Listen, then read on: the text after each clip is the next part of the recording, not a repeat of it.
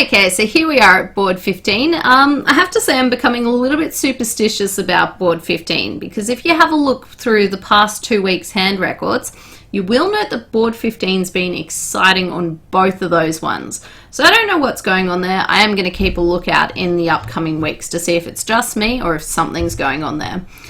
So south will pass, and when it gets around to west, we've got again this problem with 6 of a minor and 5 of a major. And what do you want to do? Now, the best way of solving your problem is that if you're happy to make a reversing bid on the hand, then you start off with your 6 of a minor. If you're not happy to make a reversing bid, then you start off with your 1 of a major opening. Now, with this hand, you do only have sort of 14 high card points, but it is such a powerful hand in terms of the quality of your suits. So I would actually be opening this one diamond and saying that I was happy to reverse. Now, when it gets to north, they've got a bit of a problem. We'd like to be able to make a 2-suited overcall, so to use the Michael's Q bid or to use the unusual 2 no trumps.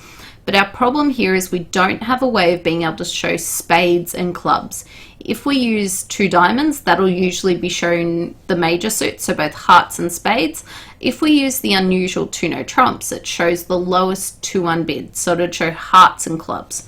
Don't have a way to show spades and clubs. Now, the way that you get around this, you simply overcall 1 spade, and what you'll do is bid your clubs later. Now, when it gets around to east, what they're going to want to do is somehow sort of bid 2 no trumps, however you do it in your system.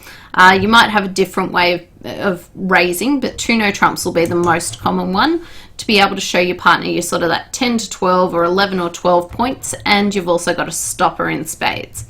Now, when it gets back to west, they're still interested in hearts, so they still should bid 3 hearts. And here it is showing a very, very powerful hand, and it's showing usually 5 hearts or 4 very, very good ones. The reason for that is that East is actually denied having 4 hearts when they bid 2 no trumps.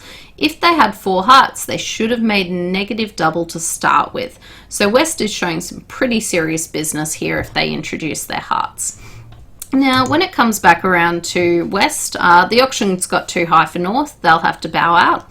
But when it comes around to our East player, now the partner said they don't want to play no trumps, they're really strongly suggesting a suit, your hand actually becomes a lot more powerful.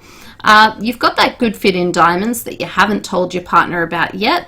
You know that your hand's going to be useful for roughing some hearts as well, and you've also got the ace of trumps. The best thing to be able to do here is bid 4 diamonds as a sort of hand that shows partner that you've got a fit in diamonds and you'd like it to be trumps. It's a lot more useful than using something like minor would here. Now, when it gets around to our West player, they're definitely going to be interested in slam. And use whatever mechanisms that you've got. You might be able to start a Q bidding auction and basically get to slam that way. Keycard's not going to be particularly effective here because you don't really care about the ace of clubs. If partner has the ace of clubs, it's not going to be all that useful for you. What you really care about is can partner stop those one of the first 2 rounds of spades, and basically can you end up making slam because of that. So ideally you do want to be able to hear that Q bid of the ace of spades from partner. Now, if you do get to 6 diamonds, you're going to have a pretty nice time in it all, because all you're going to end up losing is the spade. You'll be able to rough out the hearts to have them all be winners. If you happen to get to 7 diamonds, a lot of the time you'll end up making that contract as well. Now, the reason for that is that you might end up with the ace of clubs lead. Now, if you get the ace of clubs lead, you're going to find that you get to do the same sort of thing, but of course you get to pitch your spade on your king of clubs. So it's one of those interesting ones where we always get told we should lead an ace against a slam. If you get to a grand slam though, it's very, very risky a lot of the time because your opponents have bid there. They're often going to have a void.